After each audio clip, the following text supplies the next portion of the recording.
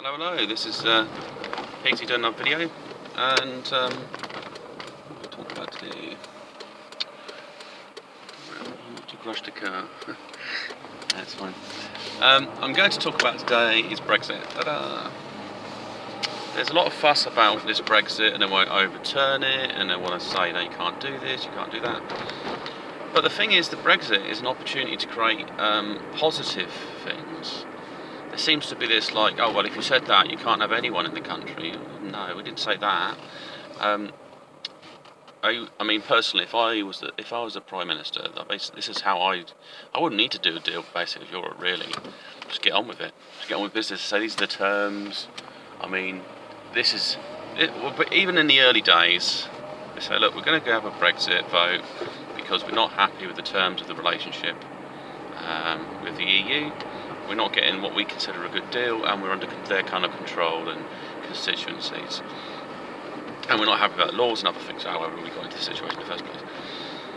And so then they could have made the choice of either improving the relationship or say, no, we're not going to change it. That's fine. We're going to go with the vote, and then we're going to, whatever the people want, we'll stick to. So people say, you know, if it did work out the other way around, it'd still be with the EU, and end of story. But because we've taken the Brexit route, then it's quite simple. We want to say, right, we just want some controls on the border so that people, if they want to stay in the country, they get visas. They get a type of visa or something set up. And there's a fast track method. I mean, if they're coming in for working reasons, there's not really a big problem. And I mean, what normally happens, people come into the country to work, they can send their money back home. A lot of them do that. Certain types of industries. I know the care sector definitely. I mean, there's a lot of people that are like the Filipinos and so on, and they would work, and then they just basically get the money, invest it at home, and then they might go off back home after so many years. And they seem to be happy with that arrangement. So you know, there's no problem there. And so people already in the country, they don't need to be evicted and kicked out because they came in before the vote even took place. You know, you can't get done for law changes past the point. You know, it's there's a point where you draw a line. So people here already working, or people already in the country for whatever reason, fine, no problem. All we're trying to do is create a bit of stability in the country. We've got financial problems now. There's people getting all crazy about universal credits, and you know, they might be working, but they're just not getting enough money to top up and survive. And the issue would be is that it may sound a bit pig-headed, I don't know, but if you live in a country, you would expect that you might get possibly some type of favouritism for being a citizen of the country. What you don't want is that you're homeless and you're trying to get a place to live.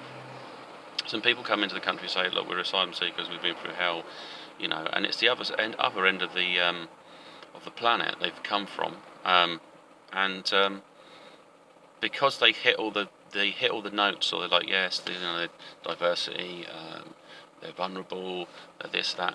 They get some sort of super priorities over somebody who's been homeless on the streets for a while, or you know, desperate, or a family that's homeless, you know.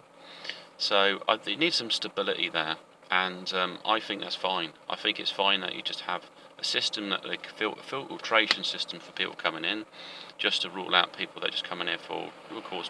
Some people do come in to cause trouble. Some people are not honest asylum seekers.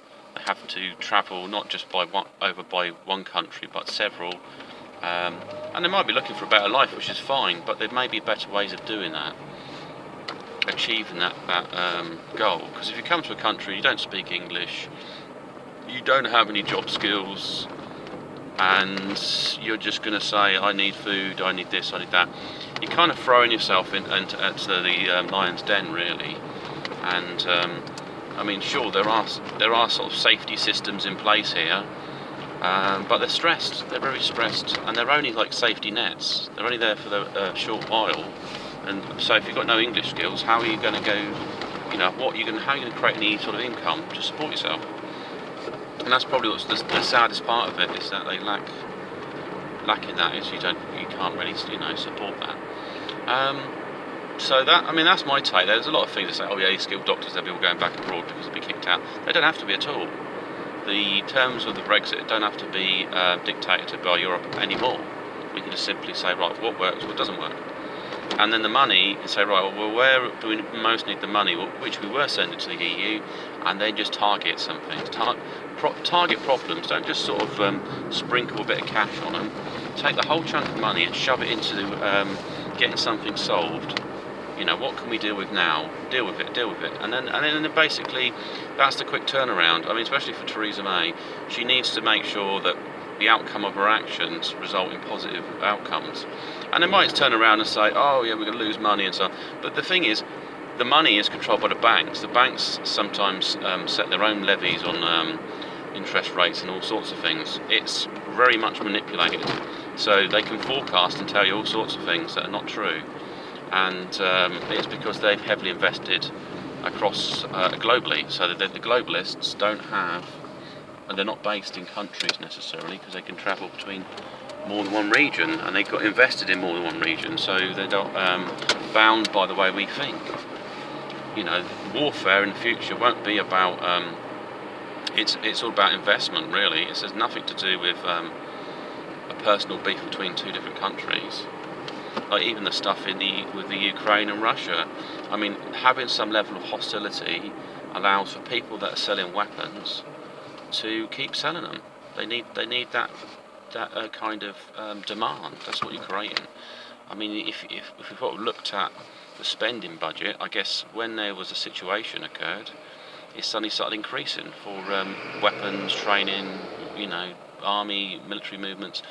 All sorts of resources will start getting focused into one area, and in the background people are scooping money off and sticking it in their account and thinking, great, we can sell more bullets and guns this year, and if it does depopulise an area, we can set a new system up, build a factory there or whatever they want to do to the place, and or turn it to agricultural land. So there's lots of darkness there.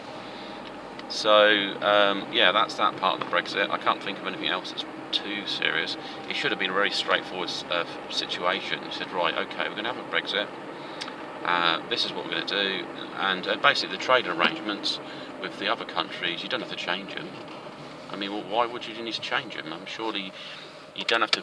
So basically, the EU are like a broker, and you need to broker between the. You to go to them to trade with another country, when you can just go to the country directly and then say, right, well, what was the deal before? Fine.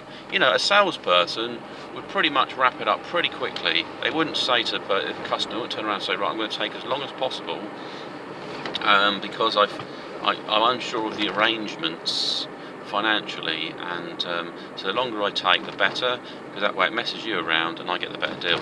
They would pretty much look to get the deal done as quick as possible, so there's less hurt, less harm, and less confusion, and just get it done.